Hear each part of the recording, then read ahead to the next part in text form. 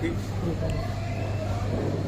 بلا تاخیر اب دوسری نشست شروع ہو رہی ہے اور میں اس نشست کے پہلے خطیب حضرت الشیخ جناب مولانا محمود الرحمان صاحب مدنی حفظہ اللہ سے گزارش کروں گا کہ آپ اپنے موضوع آپ کو دیا ہے احباب نے یہودیوں کے تعلق سے یہودیوں کی جال سازی اور مسلمانوں پر زوال، یہ بہت ہی تفصیل طلب موضوع ہے، لیکن چونکہ وقت بہت تنگ ہے اس لیے آپ سے گزارش ہے 45 منٹ اور ملتا آپ خطاب فرمائیں سامعین کو، اور تمام سامعین و سامعات سے بھی گزارش ہے کہ بہت غور سے یہ خطاب سنیں، اس لیے کہ اگرچہ ہم اس موضوع پہ بہت زیادہ نہیں جانا چاہتے ہیں جو وقت کا بہت ہی حساس ہے، لیکن یہودیوں کی جو سازش رہی ہے اس کا ذکر تو قرآن میں ہے، جال سازیاں بھی قرآن میں ہیں، اور سورہ فاتحہ میں تو وہی کو مغضوب علیہم کہا گیا ہے جب اللہ کا غضب نازل ہوا، تو میں اس موضوع میں انشاءاللہ آپ کا خطاب بڑی خطاب ہوگا۔ میں گزارش کرتا ہوں بڑی شر سے کہ آپ اپنے خطاب سے ہم سب کو شامل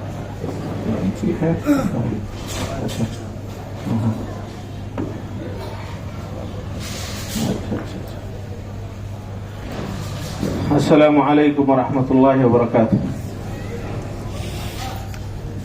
الحمد للہ رب العالمین والعاقبۃ للمتقین ولا عدوان الا علی الظالمین والصلاة والسلام علی سیدنا ونبینا محمد وعلى آله وصحبه أجمعين ومن تبعهم بإحسان إلى يوم الدين، أما بعد، أعوذ بالله من الشيطان الرجيم، بسم الله الرحمن الرحيم۔ يقول الله سبحانه وتعالى: وقالت اليهود عزير ابن الله وقالت النصارى المسيح ابن الله، ذلك قولهم بأفواههم يضاهئون قول الذين كفروا من قبل قاتلهم الله أنى يؤفكون، اتخذوا أحبارهم ورهبانهم أربابا من دون الله والمسيح ابن مريم وما أمروا إلا ليعبدوا إلها واحدا لا إله إلا هو سبحانه عما يشركون۔ وقال الله سبحانه وتعالى: وضربت عليهم الذلة والمسكنة وباءوا بغضب من الله ذلك بأنهم كانوا يكفرون بآيات الله ويقتلون النبيين بغير الحق ذلك بما عصوا وكانوا يعتدون۔ وقال رسول الله صلى الله عليه وسلم: قاتل الله اليهود اتخذوا قبور أنبيائهم مساجد، رواه البخاري ومسلم۔ برادران اسلام، معزز حاضرین، اسٹیج پر تشریف فرما برادر مکرم جناب مولانا شہاب الدین مدنی حفظہ اللہ اور دیگر احباب، میرے عزیز دوستوں، نوجوان ساتھیوں، معزز مائیں اور بہنیں، تمام طرح کی تعریف و توصیف، کبریائی، عظمت و بڑائی، حمد و ثنا، مدح و ستائش اللہ رب العالمین، خالق کائنات، مالک ارض و سماوات، ارحم الراحمین، احکم الحاکمین، رب العالمین کے لیے لائق و زیبا ہے، اور اس کے بعد کروڑہ درود و سلام نازل ہوں اللہ کے آخری نبی احمد مجتبیٰ محمد مصطفیٰ رسول رحمت محسن انسانیت امام الانبیاء صلی اللہ علیہ وسلم، اللہم صلی علی محمد وبارک وسلم۔ بڑی مسرت، خوشی اور شادمانی کی بات ہے کہ پہلی بار آپ کے ہاں میری آمد ہوئی ہے اور آپ احباب کے سامنے کچھ باتیں رکھنے کا موقع ملا ہے۔ میں شکر گزار ہوں ان تمام احباب کا جنہوں نے یہ پروگرام منعقد کیا ہے اور یہ محفل سجائی ہے۔ اس دور میں جب لوگ دنیا پرستی میں مشغول ہیں، گہما گہمی کا عالم ہے، اللہ بیزاری کا ماحول ہے، ایسے ماحول میں اگر کچھ لوگ دین سے چمٹے ہوئے ہیں اور حساس اور دردمند دل رکھتے ہیں تو یہ شکر گزاری کا جو ہے بہت اہم موقع ہے۔ میں شکر گزار ہوں اس مناسبت سے آپ تمام احباب کا۔ مجھے جو موضوع دیا گیا ہے شیخ محترم نے بیان کر دیا کہ یہود کی جعلسازیاں اور مسلمانوں کا زوال، اور یہ موضوع تہ در تہ ہے۔ میں اس موضوع کے تمام پہلو کو تو سمیٹ نہیں سکتا 45 منٹ کے اندر، لیکن قرآن کریم میں اور رسول اکرم صلی اللہ علیہ وسلم نے اپنی حدیث مبارکہ کے اندر یہود کے جس کردار کو واضح کیا ہے اپنی امت کو آگاہ کرنے کے لیے کہ وہ کردار مسلمانوں کے اندر نہ پیدا ہو، ورنہ انہی کی طرح سے اللہ کا غضب مسلمانوں کے اوپر بھی نازل ہو سکتا ہے۔ وہ کردار آپ کے سامنے ضرور رکھنے کی کوشش کروں گا۔ اسی سے واضح ہو جائے گا کہ یہود کتنے مکار ہیں، کتنے سازشی ہیں، کتنے فسادی ہیں، اور اشر الخلائق، اس زمین پر جتنی مخلوقات ہیں ان تمام میں سب سے شریر مخلوق، جو جن کی ریشہ دوانیوں کے شکار دنیا کے وہ تمام خطے رہے، جہاں جہاں یہ بسے، جہاں جہاں ان کو رہنے کا موقع ملا، یہود کی ریشہ دوانیوں سے کوئی محفوظ نہیں رہ سکا۔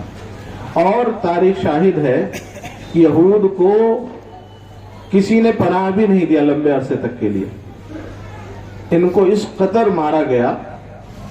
آپ پہلی صدی عیسوی سے لے کر کے 1948 تک جب تک اسرائیل کا وجود نہیں ہوا تب تک ان کی پٹائی ہی ہوتی رہی ہے۔ ان کو ہر جگہ ہر دیش سے نکالا دیا گیا ہے، اور انہوں نے اپنے محسنوں کے ساتھ، جنہوں نے ان کو پناہ دیا، ان کو بسایا، انہی کے ساتھ دوغلا پن اختیار کیا اور انہی کی جڑیں کاٹنے کی انہوں نے کوشش کی۔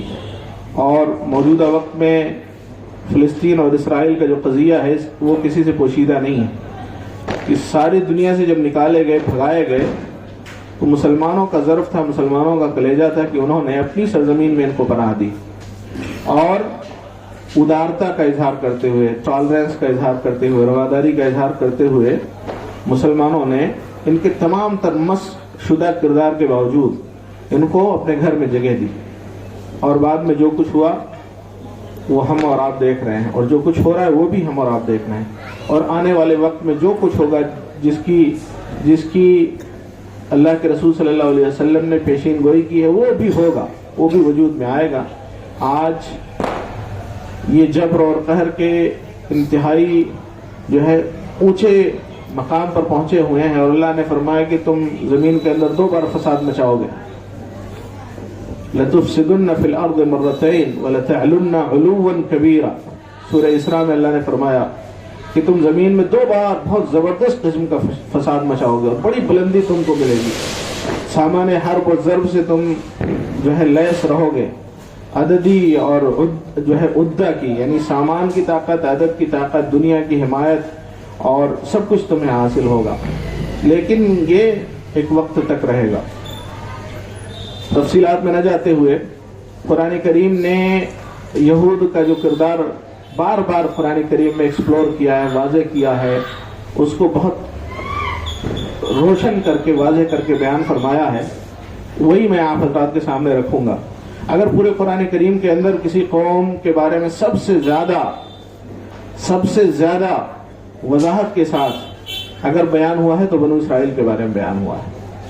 حضرت موسیٰ علیہ السلام کا ذکر خیر ہوا، حضرت موسیٰ علیہ السلام کی قوم نے ان کے ساتھ جو کچھ برتاؤ کیا اس کا ذکر ہوا، کس طریقے سے انہوں نے انبیاء کو قتل کیا، کس طریقے سے ان کی زندگی تنگ کر دی، کس طریقے سے احسان فراموشی کی، اس کا ذکر قرآن کریم میں ہوا۔ ہم اور آپ جانتے ہیں توحید کا علم رکھنے کی وجہ سے کہ زمین کا سب سے بڑا جرم اگر ہے کوئی تو وہ اللہ کے ساتھ عبادت میں کسی اور کو شریک ٹھہرانا ہے، اور اس جرم کے مرتکب یہ بنو اسرائیل بھی بکثرت ہوئے ہیں، اور آج جس دین پر ان کا عمل ہے وہ تلمود کا دین ہے۔ ہم تو مانتے ہیں کہ تورات کو ماننے والے ہیں، لیکن حقیقت میں تورات بھولی بسری یاد بن گئی، تحریف شدہ ہو گئی۔ ان کے حاکمات نے، ان کے احبار نے، ان کے بڑے علماء نے ایک پیرلل دین کھڑا کیا، اور اس کی جو مذہبی کتاب انہوں نے دنیا کو دی وہ تلمود کہلائی، اس کو تلمود کہتے ہیں، جس کے اندر دین کی आसमान से नाजिल शुदा तालीमात का मतलब बहुत ही यानी नाकाबिले जिक्र हिस्सा हो सकता है, वरना अक्सर इनके उलमा के बिगड़े हुए मिजाज का परतो राक्स उसके अंदर मिलेगा। इसी वजह से अल्लाह तबारक व तआला ने हमें जो दुआ सिखाई है, शेख ने उसकी तरफ इशारा किया सूरह फातिहा में कि हम दुआ करते हैं इहदिना सिरातल मुस्तकीम, अल्लाह रब्बुल आलमीन हमें सीधे रास्ते की हिदायत कर, सीधा रास्ता दिखा। सिरातल लज़ीना अनअमता अलैहिम, उन लोगों का रास्ता जिन पर तो तेरा इनाम और इकराम हुआ।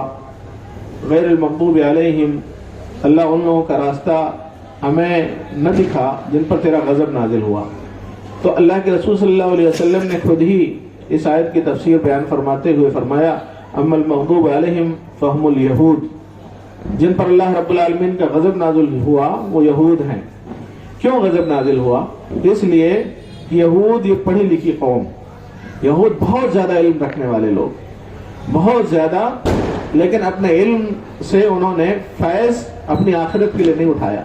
इंतहाई दर्जे के दुनिया परस्त, इंतहाई दर्जे के मादा परस्त, इंतहाई दर्जे की दुनिया से मोहब्बत करने वाले, इंतहाई दर्जे के बुज़दिल, इंतहाई दर्जे के शरीर, इंतहाई दर्जे के फसादी, इंतहाई दर्जे के नस्ल परस्त, इंतहाई दर्जे के रेशिस्ट, ये यहूद का मुख्तसर से तारुफ हो सकता है। तो इनके पास इल्म बहुत था और इल्म रखने के बावजूद ये अल्लाह के करीब नहीं आए, अल्लाह की बंदगी नहीं की, अल्लाह की इबादत नहीं की, तो अल्लाह रब्बुल आलमीन का गज़ब नाजिल हुआ। अल्लाह नाराज हो गया कि जानते हुए नहीं करते। इसी वजह से हमारे यहाँ उलमा ने लिखा कि मुसलमानों में जो इल्म रखते हुए अमल न करे, फफीही शबहुम मिनल यहूद, तो उसके अंदर यहूदियों की मुशाबहत। जिस तरह से यहूद इल्म रखते हुए अमल नहीं करते थे, इसी तरह अगर मुसलमान इल्म रखते हुए अमल न करे तो उसके अंदर यहूदी सिफात आ गई। और वअम्मद्दाल्लून फहुमुन नसारा, जो रास्ते से भटक गए वो नसारा, उनके अंदर अल्लाह की मोहब्बत, इबादत का शौक और बहुत ज्यादा दीन की रग़बत थी, लेकिन इल्म नहीं था।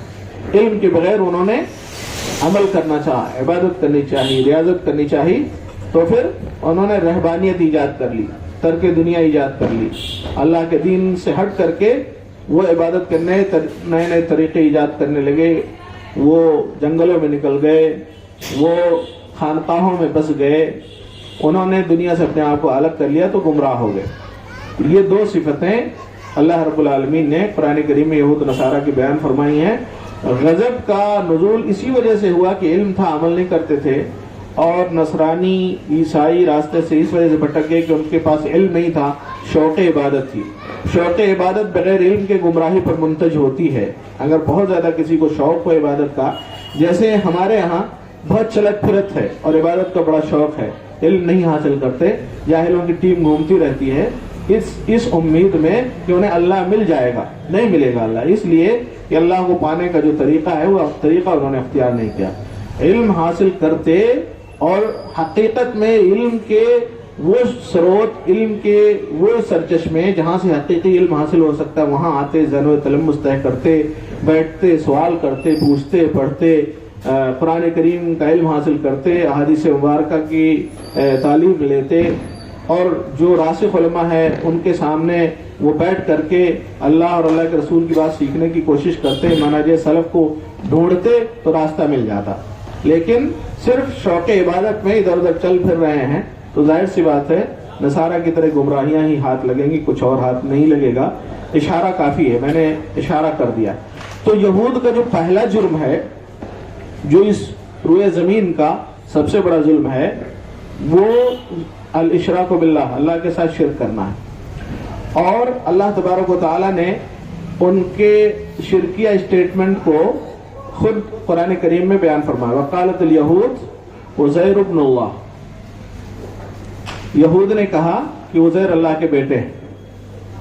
जाहिर सी बात है अल्लाह रब्बुल आलमीन तो अहद और समद है, लम यलिद वलम यूलद, ना तो उसने किसी की कोख से जन्म लिया है और ना ही उसकी औलाद है, न माँ बाप है ना औलाद है। लम यत्तखिज़ साहिबतन वला वलदा, ना तो उसकी बीवी है ना औलाद है। तो जब अल्लाह तबारक व तआला के बीवी नहीं, औलाद नहीं, जब बाप नहीं, तो फिर उसके बेटा कहाँ से हो सकता है? ये जुल्म वाली बात हुई और ये सबसे बड़ा शिर्क हुआ कि अल्लाह रब्बुल आलमीन के इक़्तिदार में, अल्लाह रब्बुल आलमीन के इख्तियार आला में अल्लाह के बेटे को शरीक कर लिया जाए और फिर उसकी पूजा शुरू कर दी जाए। तो अल्लाह तबारक व तआला ने उनके इस बात की तरदीद कुरान करीम में फरमाई। यहूद ने कहा उज़ैर अल्लाह के बेटे हैं और नसारा ने कहा ईसा अलैहिस्सलातु वस्सलाम अल-मसीह इब्नुल्लाह, मसीह अल्लाह के बेटे हैं। ज़ालिका क़ौलुहुम बिअफ़वाहिहिम, ये उनके मुंह की ज़बानी बातें हैं, ये ज़बानी जमा खर्चे, उनका ज़बानी दावा है। ज़ालिका क़ौलुहुम बिअफ़वाहिहिम, ये उनके मुंह की बात है। युदाहिऊन क़ौल अल्लज़ीना कफ़रू मिन क़ब्ल, वो अपनी इस बात से उन लोगों की हमसरी करना चाहते हैं, उन लोगों के बराबर आना चाहते हैं जिन्होंने इससे पहले कुफ्र किया, अल्लाह रब्बुल आलमीन के साथ औरों को शरीक किया, उनके सफ में ये अपने आप को खड़ा करना चाहते हैं। युदाहिऊन क़ौल अल्लज़ीना कफ़रू, जिन्होंने कुफ्र किया उनकी बातों की हमसरी करना चाहते हैं। उन्होंने भी इसी तरह की बहुत सारी बातें की हैं, तो इसी तरह की बात ये करना चाहते हैं। क़ातलहुमुल्लाह अन्ना युफ़कून, अल्लाह रब्बुल आलमीन ने तबाह बर्बाद कर दी, किधर भटके चले जा रहे हैं। इत्तख़ज़ू अहबारहुम व रुहबानहुम अरबाबा मिन दूनिल्लाह, इनके दूसरे शिर्क का जिक्र हुआ यहाँ पर। एक तो उज़ैर को डायरेक्ट अल्लाह का बेटा कहा और इनके दूसरे शिर्क का जिक्र हुआ इत्तख़ज़ू अहबारहुम व रुहबानहुम अरबाबा मिन दूनिल्लाह। यहूदियों ने अपने अहबार को, अपने बड़े उलमा को, और ईसाइयों ने अपने राहिबों को अरबाब मिन दूनिल्लाह, अल्लाह को छोड़ करके अपना रब बना लिया। तो बहुत सारी जब ये आयत नाज़िल हुई तो मदीना के अंदर बहुत सारे यहूद वो भी आए और जो बहुत सारे यहूद मुसलमान हो गए थे वो भी आए और अल्लाह के रसूल सल्लल्लाहु अलैहि वसल्लम से पूछा, कहा कि भाई हम तो अपने अहबार को अपना रब तो नहीं बनाते, और अल्लाह कहता है कि यहूद और नसारा ने अपने अहबार और रहबान को अपना रब बना लिया, ये कैसे? तो अल्लाह के रसूल सल्लल्लाहु अलैहि वसल्लम ने ये फरमाया कि जब तुम्हारे उलमा कोई चीज हलाल बताते हैं तो हलाल मानते हो? हाँ हम मानते हैं। और कहा जब कोई चीज हराम बताते हैं तो क्या करते हो? कहा हराम मान लेते हैं। कहा दलील ढूंढते हो? कहा नहीं। जो उन्होंने हलाल कहा हलाल मान लिया और जो उन्होंने हराम कहा हराम मान लिया। कहा यही अल्लाह को छोड़ करके रब बनाना है। इसलिए कि किसी चीज को हलाल बनाने का इख्तियार सिर्फ अल्लाह को है और किसी चीज को हराम बनाने का भी इख्तियार अल्लाह को है। अल्लाह के अलावा इस जमीन पर किसी को हिल्लत और हुर्मत का फैसला करने का इख्तियार नहीं है। अल्लाह के रसूल सल्लल्लाहु अलैहि वसल्लम ने एक खास मुनासबत से अपने ऊपर शहद को वक्ती तौर के लिए कहा आज से शहद नहीं खाएंगे। तो अल्लाह तबारक व तआला ने जिब्रील अमीन को भेजा, कुरान की आयत नाजिल हुई, या अय्युहन नबी लिमा तुहर्रिमु मा हल्लल्लाहु लक तब्तगी मर्दात अज़वाजिक। ए अल्लाह के रसूल, जिस चीज को अल्लाह रब्बुल आलमीन ने आपके लिए हलाल करार दिया है आप उसे हराम क्यों कर रहे हैं? तब्तगी मर्दात अज़वाजिक, क्या आप अपने बीवियों की खुशनुदी चाहते हैं? अल्लाह के रसूल सल्लल्लाहु अलैहि वसल्लम ने डायरेक्ट हराम नहीं कहा, सिर्फ अपने लिए और लोगों के लिए नहीं कहा, लेकिन तंबीह हुई अल्लाह रब्बुल आलमीन की तरफ से। तो यहूदियों ने और नसरानियों ने अपने उलमा को हिल्लत व हुर्मत के बाब में क्या है अथॉरिटी मान लिया, फैसला करने वाला। और यही क्या करना है? अल्लाह के साथ रब बनाना है, शिर्क करना है। आज मुसलमानों में अगर ये सिफत हो कि वो अपने उलमा के हलाल कहने पर किसी चीज को हलाल मान ले और अपने उलमा के कहने पर किसी चीज को हराम मान ले, तो उनके अंदर यहूद और नसारा की खसलत आ जाएगी, उनसे भी शिर्क का सुदूर होगा। इस वजह से कॉन्शियस रहिए, अपने उलमा से जब कोई बात करें तो दलील उनसे मांगिए, पूछिए ये चीज अगर हलाल है तो कुरान में कहाँ इसका जिक्र है, ये चीज हराम है तो अल्लाह के रसूल सल्लल्लाहु अलैहि वसल्लम की सुन्नत मुतहरा में कहाँ इसका जिक्र है।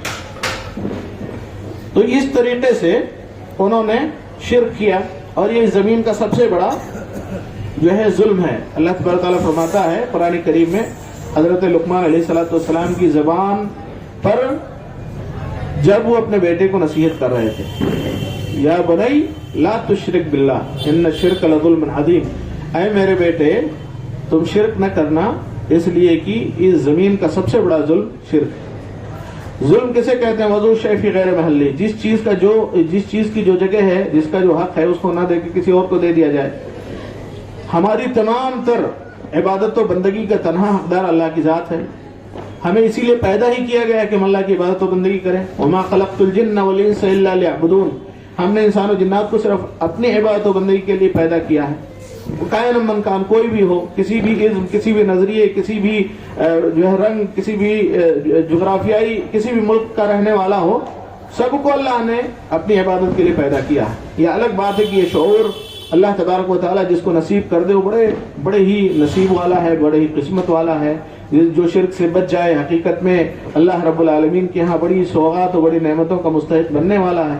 اور یہ سفر بہت لمبا، بہت طویل، بہت دردناک، بہت ہی مشکل ہے۔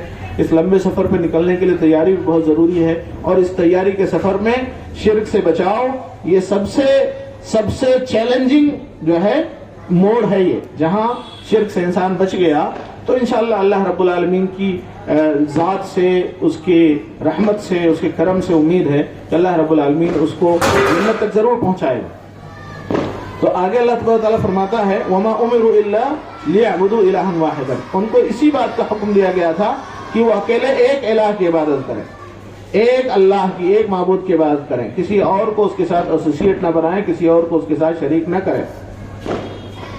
لا الہ الا ہو، اس کے علاوہ حقیقت میں کوئی عبادت و بندگی کے لائق نہیں۔ سبحانہ عما یشرکون، وہ جن چیزوں کو اللہ رب العالمین کے ساتھ شریک ٹھہراتے ہیں وہ ان تمام چیزوں سے پاکیزہ، منزہ، بری ہے۔ اللہ تبارک و تعالی نے یہ سورہ توبہ کی آیت نمبر 30 اور 31 کے اندر بیان فرمایا۔ یہود کے بنیادی کردار یہ مشرک قوم، یہ ہے اللہ کے ساتھ شریک ٹھہرانے والی قوم۔ دوسرا ان کا سب سے بڑا جو کیریکٹر ہے، اور ایک حدیث میں آیا اللہ کے رسول صلی اللہ علیہ وسلم نے فرمایا لعن اللہ الیہود والنصارى اتخذوا قبور انبیاء مساجد۔ ایک حدیث تو یہ ہے یہود و نصارہ کے اوپر اللہ کی لعنت برسے، انہوں نے اپنے نبیوں کی قبروں کو سجدہ گاہ بنا لیا۔ سجدہ کس کا حق ہے؟ اللہ کا یا اللہ کے علاوہ کسی اور کا؟ اللہ کا اکیلا ہے۔ تو انہوں نے اپنے نبیوں کی قبروں کو سجدے کی جگہ بنا لی، اور ایک شرک وہاں پر بھی ہوا۔ آج بہت سارے لوگ مسلمان اپنے جو ہے ولیوں کی، اپنے بزرگوں کی، اور پتہ نہیں کن کن کی، جو نون لوگ ہیں ان کی بھی اور ان نون لوگ جو ہیں ان کی بھی، کتنی ایسی قبریں ہیں جن کے حسب و نسب کا بھی پتہ نہیں، آگے پیچھے کا بھی پتہ نہیں۔ کوئی جانور کی قبر ہے، کسی بلی کی قبر ہے، کسی کتے کی قبر ہے، مگرمچھ کی قبر ہے، اور پھر یہ کاروبار چل رہا ہے۔ یہ انہی کی طرح تو ہوا۔ اللہ کے رسول صلی اللہ علیہ وسلم نے لعنت بھیجی، لعن اللہ الیہود والنصارى اتخذوا قبور انبیاء مساجد۔ اللہ رب العالمین کی لعنت ہو یہود و نصارہ پر، انہوں نے اپنے نبیوں کی قبروں کو سجدہ گاہ بنا لیا۔ یہ شرک کا ایک بڑا مظہر جو دکھتا ہے، ہر جگہ دکھتا ہے۔ ہمیں اس سے اپنے آپ کو بھی بچانا ہے، اپنے اہل و عیال کو بچانا ہے، اور جہاں تک ہماری پہنچ ہو، جہاں تک ہماری دسترس میں ہو، لوگوں کو آگاہ کر سکیں، ایجوکیٹ کر سکیں، لوگوں کو تعلیم دے سکیں، لوگوں کو شرک کی شناخت اور قباحت سے آگاہ کر سکیں، لوگوں کو شرک کے راہ پہ چلنے سے بچا سکیں، یقیناً اس میں ہماری بھی کامیابی ہو۔ جو لوگ بچ گئے ہماری کوششوں سے وہ بھی انشاءاللہ العزیز کامیاب ہو جائیں گے۔ دوسری ان کی جو سب سے بڑی اور قبیح صفت یہ تھی کہ یہ اپنے انبیاء سے ہمیشہ 36 کا آنکڑا رکھتے ہیں، ہمیشہ اپنے انبیاء سے لڑنے والی قوم، اور لڑنا اس طرح کا کہ اپنے انبیاء کو قتل کر دینے والے لوگ۔ حضرت زکریا کو انہوں نے مارا، یحییٰ کو انہوں نے مارا، حضرت عیسیٰ علیہ السلام کی ماں پہ انہوں نے بدکاری کی تہمت لگائی، جبکہ وہ صدیقہ طاہرہ، بہت ہی پاک باز، اپنی پوری زندگی وقف کر دی اللہ کی عبادت و بندگی کے لیے۔ حضرت زکریا کی کفالت میں رہی، اور اتنی پاک باز خاتون روئے زمین پر بہت کم آسمان اور زمین کی نگاہوں نے دیکھا جتنی پاک باز خاتون مریم تھی علیہ السلام۔ ایک پوری سورت سورہ مریم قرآن کریم کے اندر ہے، ان کی قداست، ان کی عظمت، ان کی طہارت، ان کی پاکیزگی کا بیان ہوا ہے۔ جتنا عیسائیوں کے ہاں تقدیس نہیں ہے اس سے کہیں زیادہ تقدیس الحمدللہ قرآن مقدس نے حضرت عیسیٰ علیہ السلام کی جو ہے طاہرہ پاکیزہ ماں کو دیا ہے۔ حضرت مریم پر انہوں نے تہمت لگائی، یا اخت ہارون ما کان ابوک امرأ سوء وما کانت امک بغیہ، یعنی اشاروں میں کہنے لگے کہ اے ہارون کی بہن، تمہارا باپ تو برا آدمی نہیں تھا، تمہاری ماں تو بدکار نہیں تھی، یہ کہاں سے تم نے بدکاری کی؟ تو حضرت مریم نے اپنے گود میں اس نونہال بچے کی طرف اشارہ کیا، اور حضرت عیسیٰ علیہ السلام ان بچوں میں سے ہیں جنہوں نے اپنے ماں کی صداقت کی خاطر بچپن میں جب زبان نہیں ہوتی اللہ کے حکم سے بولے تھے، کہا میں اللہ کا بندہ ہوں، اللہ کا رسول ہوں، اللہ تبارک و تعالیٰ نے مجھے نبی بنایا ہے، اللہ تبارک و تعالیٰ نے کی رحمت ہے میرے اوپر، جس دن میں جو ہے پیدا کیا گیا ہوں، جس دن مجھے جو ہے دوبارہ جس دن مجھے اٹھایا جائے گا، جس دن دوبارہ مجھے اتارا جائے گا، اسی بچپن کی عمر میں حضرت عیسیٰ علیہ السلام بولے تھے اپنی ماں کی صداقت میں اللہ کے حکم سے۔ معجزہ حضرت عیسیٰ علیہ السلام کا، اور حضرت عیسیٰ علیہ السلام کو قتل کرنے کی سازش رچی یہود نے، اور قتل اس طریقے سے چاروں طرف سے گھیرا، جہاں چھپے ہوئے تھے اس میں جو حضرت عیسیٰ علیہ السلام کا خادم تھا اسی نے جا کر کے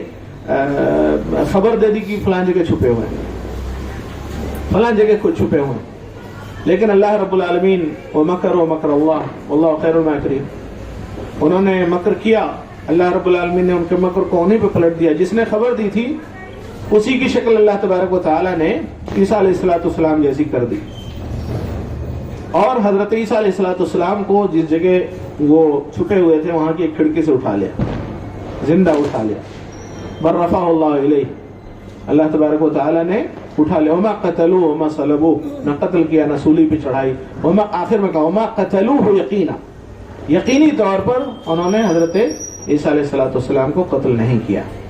لیکن بہت سارے مسلمان نادان، اپنے آپ کو قرآنسٹ کہنے والے، اپنے آپ کو اہل قرآن سے جوڑنے والے کہتے ہیں عیسیٰ علیہ السلام کی تو موت ہو گئی، حضرت عیسیٰ علیہ السلام کا دوبارہ نزول نہیں ہوگا، جبکہ ہمارے ایمان کا حصہ ہے کہ حضرت عیسیٰ علیہ السلام کی نہ تو موت ہوئی نہ سولی پہ چڑھائی گئی، بلکہ اللہ رب العالمین نے ان کو زندہ اٹھا لیا، اور دوبارہ اسلام کی تائید میں حضرت امام مہدی کے وقت میں اتریں گے، نزول فرمائیں گے دمشق کی جامع اموی کے اوپر، دو مینار، جو المنارۃ البیضاء سفید قسم کا منارہ ہے، دو فرشتوں کے کندھے پہ ہاتھ رکھ کر کے اتریں گے، اور پھر فوج پوری تیار ہوگی امامت کے لیے، حضرت عیسیٰ علیہ السلام کو آگے بڑھانے کی کوشش کی جائے گی، لیکن حضرت عیسیٰ علیہ السلام کہیں گے نہیں، آپ حقدار ہیں، اور امام مہدی کی امامت میں حضرت عیسیٰ علیہ السلام نماز پڑھیں گے، اور اس طریقے سے یہ عیسائی دنیا کو یہ پیغام ہوگا کہ اب عیسائیت کو اسلام میں ضم ہو جانا چاہیے، اور عیسائیت اسلام میں ضم ہو جائے گی، اب پھر کوئی اور ازم نہیں باقی رہے گا، یا اسلام ہوگا یا یہودیت باقی رہے گی، اور انہی میں بڑا مارکا ہوگا، دجال آئے گا، دجال کے ساتھ ایران کے 60,000 یہودی دجال کے جو ہے جھنڈے تلے جمع ہوں گے، اور حضرت عیسیٰ علیہ السلام کے ہاتھ پر دجال کا خاتمہ فلسطین کے دروازے پہ جس کا نام لد ہے وہاں جا کر کے اس کا خاتمہ ہوگا۔ یہ صرف دیکھتے ہی حضرت عیسیٰ علیہ السلام کو پگھلنے لگے گا جس طرح نمک پگھلتا ہے۔ حضرت عیسیٰ علیہ السلام کہیں گے کہ جب تک ایک ڈنڈا نہیں کھائے گا تب تک تیرا خاتمہ نہیں ہوگا۔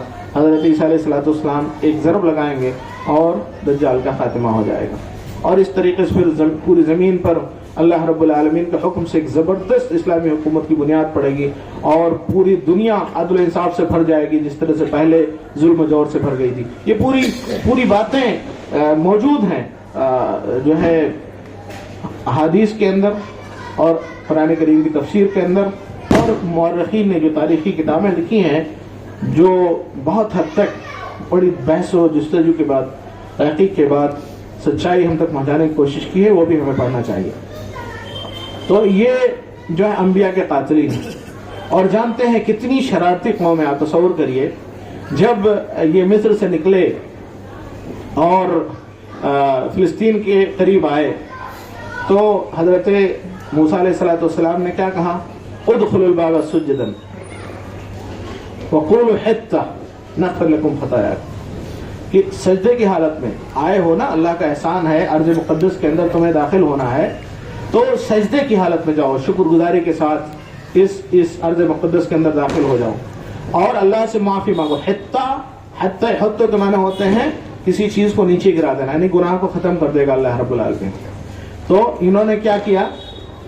نبی کا حکم ہے، نبی موجود ہے ساتھ میں، کہا کہ نہیں آپ کی بات نہیں مانیں گے، سجدہ ریز نہ ہو کر کے اپنے جو ہے سرین کے بل وہاں پر گھسنا چاہا، لیکن گھسنا نصیب نہیں ہوا، ان کو گھسنا نصیب نہیں ہوا، اور 40 برس تک، 40 برس فَإِنَّهَا مُحَرَّمَةٌ عَلَيْهِمْ 40 سَنَةً يَتِيهُونَ فِي الْأَرْضِ، 40 برس اللہ کی طرف سے سزا ہوئی، 40 برس تک فلسطین کے اندر گھس نہیں سکے، آس پاس کی بستیوں میں ایسے ہی آوارہ گردی کرتے ہوئے گھومتے رہے۔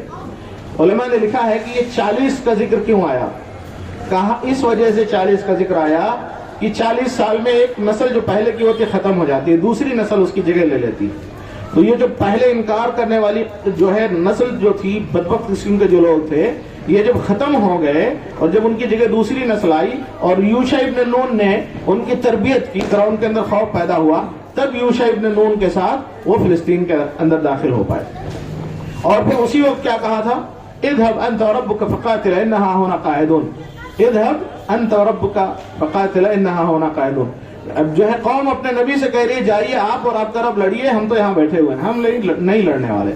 جب تک اس کے اندر جبارین موجود ہیں، جب تک جالوت کی قوم آگے، جن کو عمالقہ کہتے ہیں، فینقین کہتے ہیں، یہ بڑے زبردست قسم کے، بڑے بہادر قسم کے لوگ تھے، فلسطین پہ حکومت کر رہے تھے، کہا جب تک یہ وہاں پر موجود ہیں تب تک ہم نہیں جانے والے، جائیے آپ اور آپ کا رب لڑیے۔ اتنی بدبخت قوم، اتنی بدبخت قوم کہ موسیٰ علیہ السلام کے ہوتے ہوئے، اور اتنی ابلہ قوم، اتنی نابلد قوم، اتنی احمق قوم کہ موسیٰ علیہ السلام کے ہوتے ہوئے جو ہے بچڑا بنا ڈالا انہوں نے، اور بچڑا بھی بنایا۔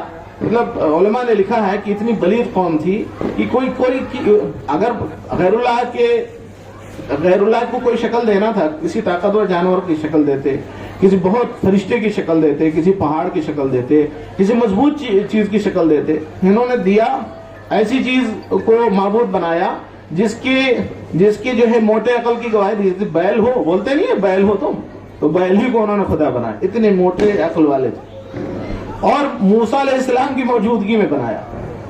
جب وہ طور پر چلے گئے تھے، پوری قوم کے زیور کو سامری نے اکٹھا کیا، گلایا، اور پھر جو ہے پھونکا، چمکایا، اور اس کے بعد پیچھے سے سوراخ کیا، منہ میں سوراخ، اور ایسے رخ پہ رکھتے تھے ہوا کے کہ پیچھے سے ہوا داخل ہو اور منہ سے نکلے تو منہ سے جس طرح بیل بولتا ہے اس طرح کی آواز آئے۔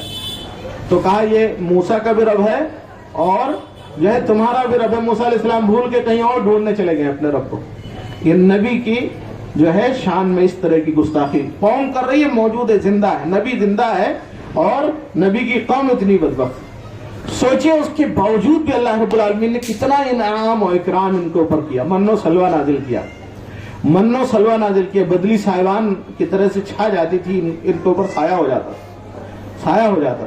کبھی کبھی ان کو بدماشی، ان کی بدماشی پہ سزا دینے کے لیے اللہ تبارک و تعالی نے جو ہے آگ، ایک طرف سے آگ سے گھیرا اور اوپر سے پور جو ہے بدلی پہاڑ کی طرح سے ان کے سر پہ آ گئی۔ کہا کہ بات مانو ورنہ یہ جو پہاڑ اوپر ہے یہی اسی سے چپکا دیے جاؤ گے، آگ میں جلا دیے جاؤ گے، لیکن پھر بھی نہیں ماننے والے۔ اتنے بدبخت، اتنے کثرت سے سوال کرتے تھے کہ مشکل جو آسان چیز تھی اس کو اپنے لیے خود ہی مشکل بنا لیتے تھے۔ جب حضرت ایک شخص کا انتقال ہو گیا اور قاتل کو پتہ نہیں، تو انہوں نے کہا کہ بھئی قاتل کا پتہ لگنا چاہیے۔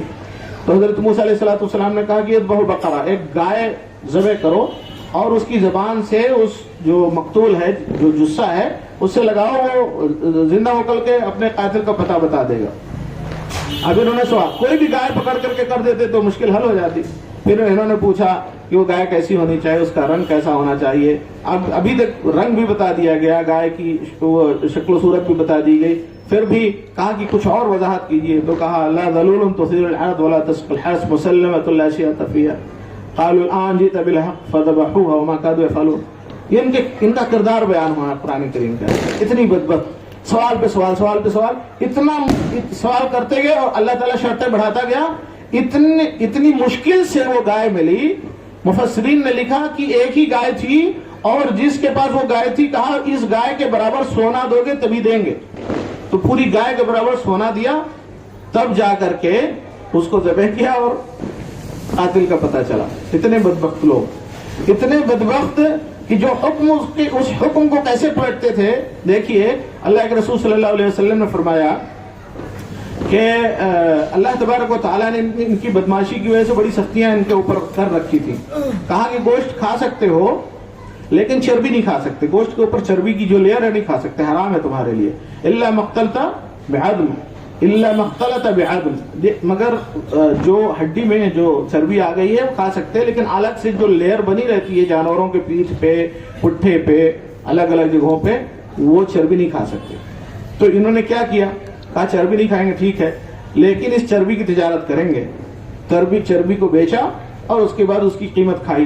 تو چربی کھانا تو ہو گیا, ہیلے سے انہوں نے چربی کھا کر کے, چربی نہ کھا کر کے قیمت کھا لی. اسی طریقے سے اصحاب السبت, ان کے لیے آزمائش تھی.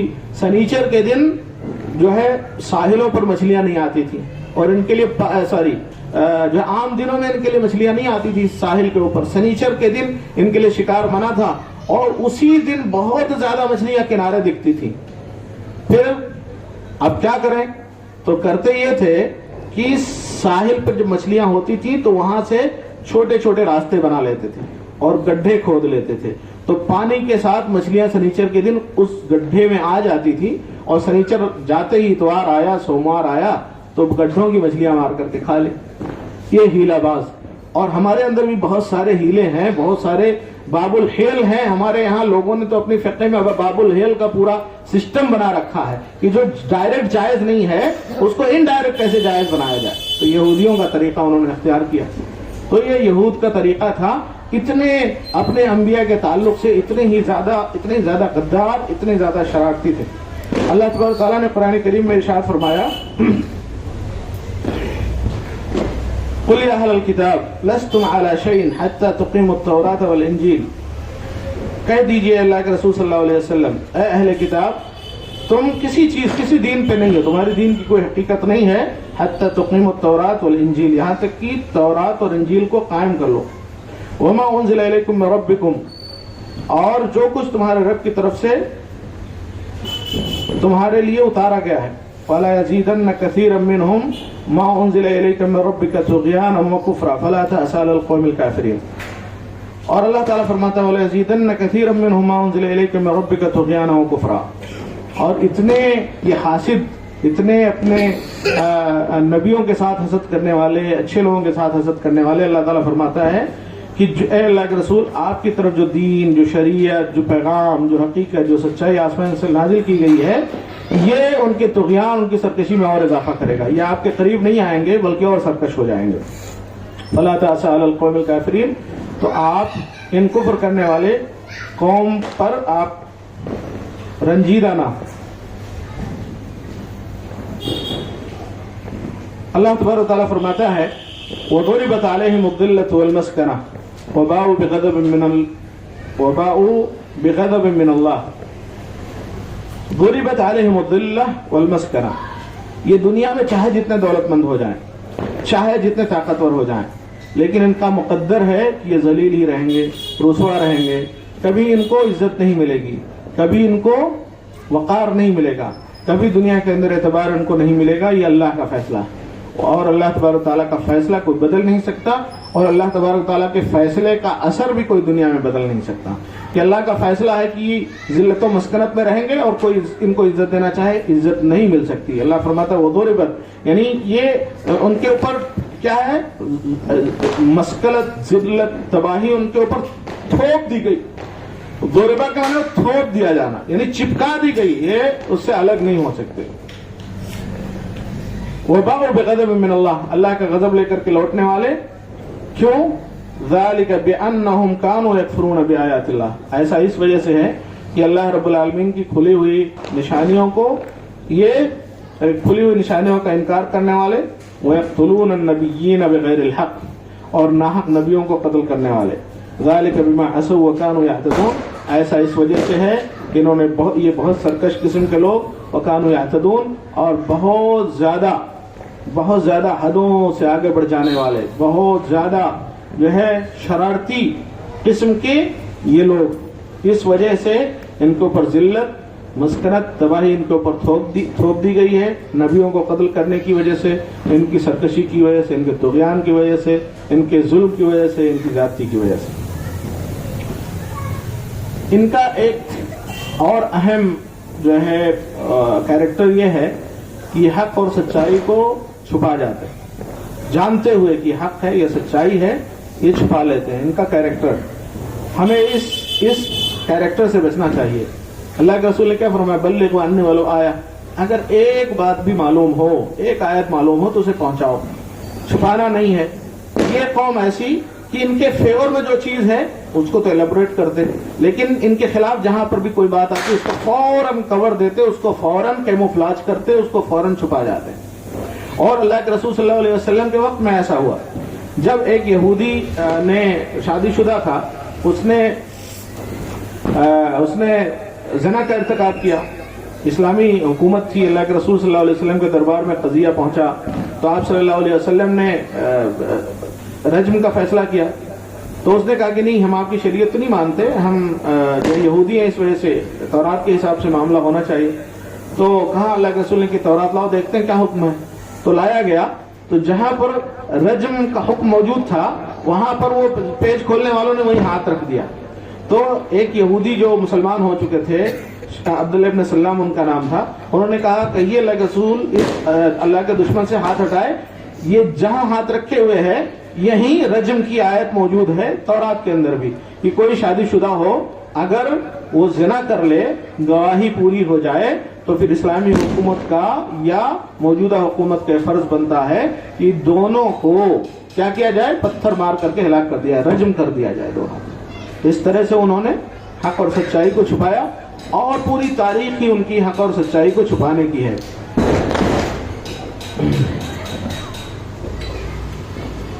इसी तरीके से इनका जो कैरेक्टर है कि हम जाहिरी तौर पर इनको देखते हैं कि ये एक हैं और इनकी सफ़ों में बड़ा इत्तेहाद है, लेकिन हकीकत ऐसा नहीं है, सच्चाई ये नहीं है। इनके अंदर हमारी सफ़ों से कहीं ज्यादा इंतशार है। और अल्लाह के रसूल सल्लल्लाहु अलैहि वसल्लम ने सही हदीस के अंदर इरशाद फरमाया कि इफ्तरक़तिल यहूद अला 71 फ़िरक़ा, यहूदी 71 गिरोहों में बढ़ गए। वफ्तरक़तिन नसारा अला 72 फ़िरक़ा, और नसारा 72 फ़िरक़ों में बटे। वसतफ्तरिक़ु उम्मती अला 73 फ़िरक़ा, कि मेरी उम्मत 73 फ़िरक़ों में बढ़ जाएगी। कुल्लुहा फ़िन्नार इल्ला वाहिदा, सारे के सारे जहन्नम में जाएंगे सिवाय एक के। लोगों ने पूछा मन हूँ या रसूल अल्लाह, अल्लाह के रसूल कौन है? तो अल्लाह के रसूल ने फरमाया मान अलैहि व अस्हाबी, जिस पर मैं हूँ या मेरे साथ रहने वाले जो लोग हैं जिस रास्ते पे, उस रास्ते पे जो लोग होंगे इसी रास्ते से चिमट करके रहना, इसलिए कि यही एक गिरोह कामयाब होने वाली है। अल्लाह के रसूल ने उनकी पहचान बताते फरमाया वही अल जमाअत, ये जमाअत हक और सच्चाई के ऊपर डटी हुई जमाअत है। अल्लाह के रसूल ने फरमाया ला तज़ालु ताइफ़तुम मिन उम्मती ज़ाहिरीन अलल हक़ ला यज़ुर्रुहुम मन ख़ज़लहुम हत्ता तक़ूम अस्साअह, मेरी उम्मत का एक गिरोह बराबर हक पर डटा रहेगा, जो इनको छोड़ेंगे, छोड़ने वाले इन्हें कोई नुकसान नहीं पहुंचाएंगे, बल्कि वो खुद ही रुसवा हो जाएंगे यहां तक कि क़यामत कायम हो जाए। वो एक गिरोह इस उम्मत में कुरान और सुन्नत को पकड़ के सहाबे कराम के फहम और उनके समझ के मुताबिक उसको समझने वाला गिरोह ये क़यामत तक बाकी रहेगा, तादाद थोड़ी रहेगी। अल्लाह के रसूल ने फरमाया बदअल इस्लाम गरीबन व सयऊदु कमा बदा फतूबा लिल गुरबा, इस्लाम अजनबी बनकर के आया था, थोड़े लोगों में इसका इंट्रोडक्शन हुआ था, थोड़े लोगों ने पहले कबूल किया था। वसयऊदु कमा बदा, और फिर इसी तरह धीरे धीरे धीरे धीरे अजनबी हो जाएगा। सही इस्लाम पहचानने वालों की तादाद बहुत थोड़ी हो जाएगी। फतूबा लिल गुरबा, वही थोड़े लोग, अजनबी से लोग जो कुरान और हदीस की सच्चाइयों को اپنے دل میں سجوئے ہوئے, اپنی آنکھوں میں سجائے ہوئے, اپنی آنکھوں کا نور بنائے ہوئے جی رہے ہیں, انہی کے لیے بشارت, انہی کے لیے بشارت. تو یہ انتشار والی قوم اللہ تعالیٰ فرماتا ہے لا يقاتلونكم جميعا الا في قرى محصنة او بوراء جدر, بہت بزدل بھی ہے اور آپس میں ان کے صفوں میں بڑا انتشار بھی ہے. کہتے ہیں اللہ فرماتا ہے کہ یہ تم سے نہیں لڑیں گے ایک ہو کر کے, الا فی قرى محصنة, مگر یہ قلعہ بند ہو کر کے, اپنے آپ کو جب محفوظ بنا لیں گے چاروں طرف سے دیواریں کھڑی کر کے, او میں وراء جدر, یا دیواروں کے پیچھے سے, بَأْسُهُمْ بَيْنَهُمْ شدید, ان کا آپسی جھگڑا بہت زیادہ, ان کا آپسی جھگڑا بہت شدید ہے ان کا آپس میں. تحسبهم جميعا, ان کو ایک سمجھتے ہیں آپ, وقلوبهم شتى, لیکن ان کے دل تو آپس میں پھٹے ہوئے ہیں. ذلك بأنهم قوم لا يعقلون, اس لیے ایسا اس لیے ہے کہ یہ ناسمجھ قوم ہے. اسی طریقے سے ان کا ایک کیریکٹر یہ ہے کہ اپنا معاملہ بنانے کے لیے یہ خوب رشوت لیتے ہیں اور خوب رشوت دیتے ہیں. اس کو بہت زیادہ جو ہے بتانے کی ضرورت نہیں. جو اس وقت جو مالی ادارے ہیں اور بڑی کمپنیاں ہیں, کمپنیوں کے سی اوز ہیں, کمپنیوں کے آفیسرز ہیں, وہ کس طریقے سے رشوت لیتے ہیں اور کس طریقے سے وہ اپنے مالکان کو فائدہ پہنچانے کی کوشش کرتے ہیں. کوئی ڈھکی چھپی بات نہیں ہے. آپ جو انٹرنیشنل لیول کی جو بزنس جو ہے ڈیلز ہوتی ہیں اس میں بلینس آف ڈالر کے رشوت ہوتے ہیں. یہ وہ قوم ہے انتہائی درجے کی ذلیل, پست, استحصالی, ایکسپلائٹ کرنے والی, انتہائی درجے کی نوچنے والی, کھسوٹنے والی, اپنے مفاد کی خاطر انتہائی ذلت اور رسوائی کی پستیوں میں گر جانے والی قوم. تصور نہیں کر سکتے, یو کینٹ امیجن بھی نہیں کر سکتے جتنا ان کا گرا ہوا کیریکٹر ہے دنیا حاصل کرنے کے لیے. اور دنیا حاصل کرنے کے لیے جو بھی جتن ہو سکتے ہیں, رشوت لینا, سود لینا دینا, اسی طریقے سے لوگوں کا مال باطل طریقے سے کھانا. باطل طریقے سے کھانے کی ایک وجہ ان کی یہ ہے کہ یہ کہتے ہیں کہ نحن شعب اللہ المختار, وی آر چوزن پیپل, ہم لوگ چنے ہوئے لوگ ہیں. تو کیا کہتے ہیں نحن ابناء اللہ واحبہ, ہم اللہ کے بیٹے اور اللہ کے محبوب ہیں. تو اللہ تعالیٰ کہتا ہے کہ اگر تم اپنے اس دعوے میں سچے ہو فلم يعذبكم, تو اللہ تمہیں عذاب کیوں دیتا ہے؟ ہر وقت مارے جاتے ہو, ہر وقت تمہاری پٹائی ہوتی ہے, ہر وقت دیش سے نکالا ہوتا ہے, ہر وقت ذلیل و خوار ہوتے ہو. اگر تم اللہ کے محبوب ہو, اپنے دعوے میں سچے ہو, تو تمہیں تو ہر طرح کی نعمتوں میں ہونا چاہیے, کیوں پٹ رہے ہو؟ تو یہ کہتے تھے. دیکھیں دنیا کے اندر ایک بات بتا دیں, ہم ہندوستان کے سرزمین میں رہتے ہیں, ہم جو اپنے آس پاس میں جو چیزیں گھٹ رہی ہیں, کیریکٹرسٹک جو وجود میں آ رہا ہے, جو لوگوں کا کردار ابھر کر کے آ رہا ہے, اس کو سمجھنے کی ضرورت ہے. اس لیے کہ we should deal with these characters, ہمیں ان کیریکٹرز کے ساتھ ڈیل کرنا ہے. جیسے ہمارے یہاں برہمن پنڈت ہیں. دنیا کے اندر 3 ریشسٹ قومیں ہیں, انتہائی درجے کی نسل پرست. ان میں سب سے اوپر یہود ہیں, اس کے بعد برہمن ہیں, اس کے بعد مجوسی ہیں, اور تینوں کے اندر نسلی برتری کا تصور موجود ہے. اور جب نسلی برتری ہوگی تو باقی تو کیڑے مکوڑے ہوں گے. آج جانتے ہیں, جب آپ اخباروں میں پڑھیں گے, جب آپ جو ہے نیو یارک ٹائم پڑھیں گے, جب آپ جو ہے مشہور ان کے اخبارات پڑھیں گے, تو آپ کو یہ اصطلاح ملے گی, دے آر ہیومن اینیمل. جانتے the people living in Gaza, they are human animal. یہ انسانی جانور. جیسے آج دنیا میں اینیمل رائٹس کے لیے بہت تنظیمیں بنی, کوئی کتے کے حق کے لیے لڑ رہا ہے, کوئی بلی کے حق کے لیے لڑ رہا ہے, کوئی اور دیگر جانوروں کے حق کے لیے لڑ رہا ہے. ہمارے ہندوستان کے اندر جو ہے مینکا گاندھی, وہ جو ہے اینیمل رائٹس کی سب سے بڑی ایکٹیوسٹ ہیں. وہ انسان مر جائے کوئی فرق نہیں پڑتا, قتل و غارت گری کے جو ہے نتیجے میں کشتوں کے پشتے لگ جائیں, لاشوں کے انبار لگ جائیں, دے ڈونٹ کیئر, ان کو کوئی پرواہ نہیں ہے. لیکن جانوروں کے حق کے لیے ساری دنیا سے آواز پکار اٹھے گی. غزہ کے لوگوں کو دے آر ہیومن اینیمل, انسانی جانور ہیں, اور they don't deserve to life, وہ رہنے کا حق نہیں رکھتے. ہم جینوسائڈ کر سکتے ہیں, ہم مار سکتے ہیں ان کو. یہ ان کا وہ ہے, یہ ان کی فیتھ, ان کا فاؤنڈیشن, ان کا بلیو ہے. تو وہ کہتے ہیں کہ ساری دنیا کے بشمول عیسائی, بشمول دیگر جو ہے مذاہب کے ماننے والے، وہ کہتے ہیں کہ یہ بھیڑ بکریاں ہیں، اور وی آر وولف، ہم کیا ہیں؟ ہم بھیڑیے. اور بکریوں کے ریوڑ میں بھیڑیوں کا کیا کام سوائے نوچنے، کھسوٹنے، بھگوڑنے، خون کرنے کے، اور کیا کام؟ تو ساری دنیا یہ بکریوں کا ریوڑ ہے، اور یہود یہ کیا ہیں؟ یہ بھیڑیے، یہ ان کا وہ. تو ان کے اندر وہ تمام اخلاقی برائیاں ہیں جن برائیوں کے ہوتے ہوئے کوئی انسان اونچا اٹھ نہیں سکتا، کوئی انسان ترقی کر نہیں سکتا. وقت کتنا ہوا؟ 5 منٹ اور. تو یہ ترقی کر نہیں سکتا، اس کو عزت مل نہیں سکتی. یہ وہ لوگ، تو رشوت ان کے اندر، سود، سارے جانتے ہیں. ایک روچ فیلڈ کر کے ایک بہت بڑا سرمایہ دار جرمنی کا، فلسطین وجود میں آنے سے پہلے 1800 سے لے کر کے 1900 کے بیچ میں، بلکہ 1700 ہی سے آپ مان لیں، اس نے اپنی دولت کے جو ہے دہانے کھول دیے. کس لیے؟ کہ فلسطین میں زمین خریدی جائے، اور بکثرت زمینیں خریدی گئیں، بکثرت زمینیں خریدی گئیں، بکثرت زمینیں خریدی گئیں. اور یہی فیملی روتھ فیلڈ پوری دنیا کی بینکنگ سسٹم کو کنٹرول کرتی ہے. یہ جو RBIs ہیں یہ ملکوں میں ضرور ہیں، لیکن ان کا کنٹرولنگ سسٹم، ریگولیٹری اتھارٹی، یہ ان کے ہاتھ میں ہے.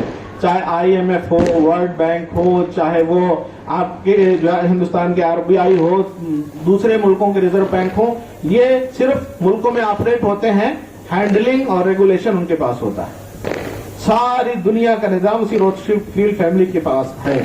اسی طریقے سے تھیوڈور ہرتزل ایک جرمن فلسفی تھا، اسی نے دی جیوش اسٹیٹ کر کے پہلی بار ایک کتاب لکھی تھی، دی جیوش اسٹیٹ. اس وقت تک یہ تصور نہیں تھا کہ جیوز کے پاس، یہودیوں کے پاس بھی کوئی اسٹیٹ ہوگا، کوئی ملک بنے گا. لیکن اس نے سب سے پہلے دی جیوش اسٹیٹ لکھی اور یہ تصور دیا کہ نہیں، ہمارے پاس بھی ایک اسٹیٹ ہونا چاہیے. اور اس کے بعد بالفور جو برطانیہ کا وزیر خارجہ تھا، اس نے 1947 کے اندر ایک جو ہے قرارداد پاس کی. چونکہ فلسطین یعنی جب ترکیہ جب ہار گیا تھا دوسری جنگ عظیم میں، تو پھر بہت سارا علاقہ، ترکیہ کی خلافت کا بہت سارا علاقہ برٹش کالونی کا حصہ بن گیا تھا. تو برٹش کالونی کا حصہ بننے کی وجہ سے یہ وزیر خارجہ اس وقت نے ساری دنیا کے یہودیوں کے لیے قرارداد کے ذریعے سے اسرائیل، فلسطین کی سرزمین میں اسرائیلی اسٹیٹ کی شکل میں ایک جو ہے خنجر گھونپ دیا عربوں کے سینے میں. اور وہی خنجر رس رہا ہے، وہی ناسور بنا ہوا ہے. جب تک یہ خنجر وہاں پر گڑا رہے گا تب تک امن و امان ممکن نہیں ہے. اور امن و امان ہمارے اور آپ کے لیے اسی وقت ممکن ہے کہ جس طریقے سے مختلف ادوار میں بیت المقدس کو اللہ کے نام پر حاصل کیا گیا، اللہ کی طرف رجوع کر کے حاصل کیا گیا، اللہ سے چمٹ کر کے حاصل کیا گیا، اللہ کے دین سے وابستہ ہو کر کے حاصل کیا گیا. اسی طریقے سے دنیا کا ہر مسلمان جب اللہ کے دین سے وابستہ ہو جائے گا، اللہ کی مدد آئے گی اور پھر وہ سرزمین مسلمانوں کو ملے گی انشاءاللہ العزیز. یہ اللہ کا وعدہ ہے، اللہ کے نبی کا وعدہ ہے. لیکن جب تک مسلمان اپنے حالات نہیں بدلتے تب تک اسی طریقے کی قتل و غارت گری، خون جو ہے بہتا رہے گا، اور مسلمان مظلوموں کی زندگی، شہادت کی زندگی وہ پاتے رہیں گے. لیکن ہمارے اور آپ کی ذمہ داری ہے کہ ہم بھی کہیں نہ کہیں قصوروار ہیں دین سے دور جا کر کے. اگر ہم ہندوستان کی سرزمین میں ہندوستان کے مسلمان صحیح دین پر عمل پیدا ہوں تو ہماری زبان پر جو آہیں آئیں گی، جو دعائیں آئیں گی، یہ اللہ کے عرش تک پہنچیں گی. اللہ رب العالمین سنے گا، اور فلسطین کے جو کمزور مظلوم مسلمان ہیں اللہ تبارک و تعالیٰ ان کی مدد کرے گا اور ان کی پریشانیاں حل ہوں گی. لیکن ہم اس لائق نہیں ہیں کہ آج ہم ان کے لیے دعا بھی کر سکیں. شرک میں، کفر میں، نفاق میں، بدعملی میں ڈوبے ہوئے ہیں، تو کم سے کم ہم اپنی تو اصلاح کر لیں. اسی طریقے سے ان کے اندر نفاق ہے، اسی طریقے سے ان کے اندر سستی ہے، کاہلی ہے، علم ہوتے ہوئے علم سے فائدہ نہیں اٹھاتے. اسی طریقے انتہائی درجے کی نفرت اور کراہیت ساری بقیہ دنیا کے لیے ان کے دلوں کے اندر ہے. اسی طریقے سے حسد ان کے اندر کوٹ کوٹ کر کے بھری ہوئی ہے. اسی طریقے سے غرور و تکبر بے پناہ ہے ان کے اندر. اسی طریقے سے بخل ان کے اندر بے پناہ ہے. اتنا پیسہ ہونے کے باوجود انتہائی بخیل قوم، انتہائی درجے کی بخیل قوم، بخل ان کے اندر ہے. اسی طریقے سے عناد اور دشمنی ان کے اندر ہے. اسی طریقے سے اور بے شمار عیوب ان کے اندر ہیں.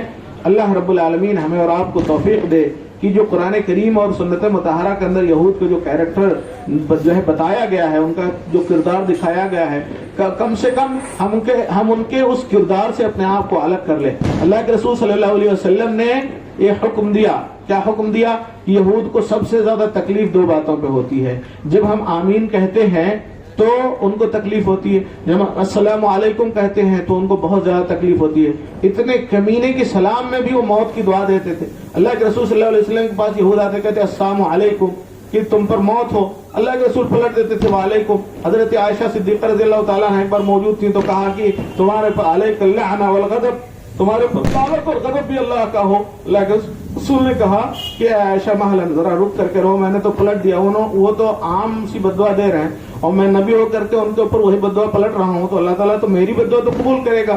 تو وہ کہتے ہیں اللہ کے رسول آپ پر موت ہو، میں کہہ رہا ہوں تم پر بھی ہو، تو میری دعا تو قبول ہی ہوگی، ان کی موت ہوگی، ان کی تباہی ہوگی، ان کی موت۔ اللہ کے رسول اتنی بدبخت قوم کہ اللہ کے رسول صلی اللہ علیہ وسلم کو قتل کرنے کے لیے جو ہے خیبر کی ایک عورت نے اللہ کے رسول کو ہدیہ بھی بھیجا تو مسموم کر کے زہر ملا کر کے بھیجا۔ اللہ کے رسول صلی اللہ علیہ وسلم نے اٹھایا، ایک لقمہ کھایا اور فوراً اپنے صحابہ کرام سے کہا کہ رکھ دو، اس لیے کہ اسی لقمے نے مجھے بتایا ہے، یہ معجزہ تھا اللہ کے رسول کا، اسی لقمے نے بتایا ہے کہ اس میں زہر ملا ہوا ہے، اس میں زہر ملا ہوا ہے۔ اور ایک صحابی کی موت بھی ہو گئی وہ کھانا کھانے کے بعد۔ اللہ کے رسول صلی اللہ علیہ وسلم کہتے ہیں اپنے مرض الموت میں، جس بیماری کے بعد آپ کی وفات ہوئی، کہ وہ لقمہ جو میں نے زہر آلود بکری کا کھایا تھا آج تک اس کا اثر میں اپنے اندر محسوس کرتا ہوں، ایسا لگتا ہے کہ میری رگیں جاں کٹ جائے گی اس کی تکلیف سے۔ اللہ کے رسول صلی اللہ علیہ وسلم پر جو ہے لبید بن عاصم یہودی اور اس کی دو بیٹیوں نے سحر کر دیا، جادو کر دیا۔ آپ جانتے ہیں پھر دو صورتیں نازل ہوئیں، نازل تو پہلے ہو چکی تھی، بطور علاج بطور رقیہ بتایا گیا کہ قلوز بالفلق قلوز بالناس پڑھ کر کے دم کر دیجئے، اور فلاں جگہ کنویں میں وہ چھپایا گیا ہے، جو ہے ایک دھاگے میں جو ہے کنگھی کی کچھ دانے، آپ صلی اللہ علیہ وسلم کے کچھ سر کے بال اس میں گرہ لگائی گئی۔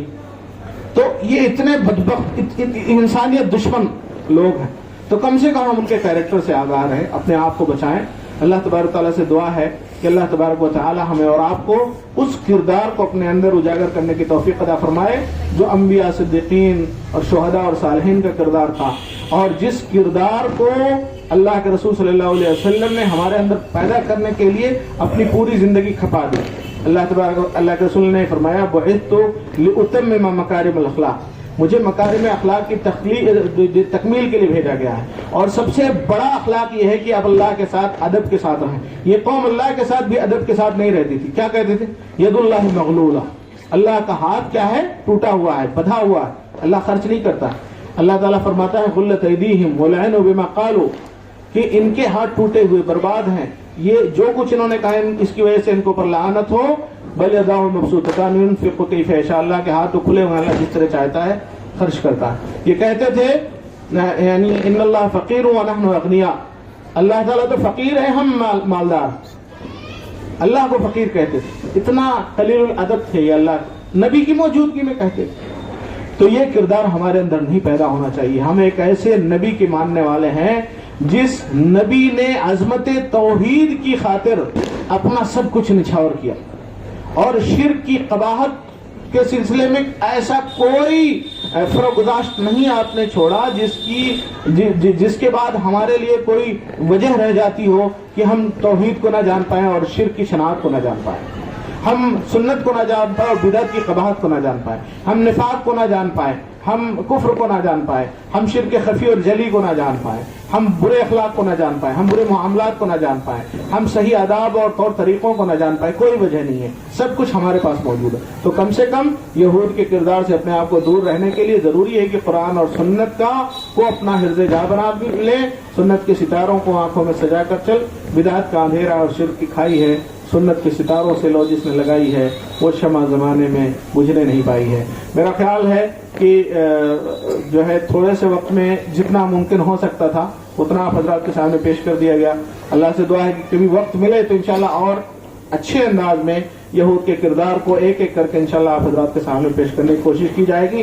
یقین جانیے اسی کردار سے بچ جائیں گے تو مسلمان زوال سے بچ جائیں گے۔ موضوع تھا نا کہ ان کی مکاریاں، ان کی عیاریاں کیا ہیں. مکاریوں اور عیاریوں سے آپ کو آگاہ کر دیا گیا. انہی مکاریوں اور عیاریوں سے اپنے آپ کو دور کر لیں گے تو زوال سے بچ جائیں گے، اور انہی مکاریوں اور عیاریوں کو اختیار کر لیں گے تو زوال پذیر ہو جائیں گے، برباد ہو جائیں گے، تباہ ہو جائیں گے. اقول قولی ھذا واستغفر اللہ لی ولکم ولسائر المسلمین. بارک اللہ لنا ولکم فی القرآن العظیم ونفعني وإياكم بالآيات والذکر الحکیم. وصلی اللہ علی نبینا محمد وعلی آلہ وصحبہ اجمعین.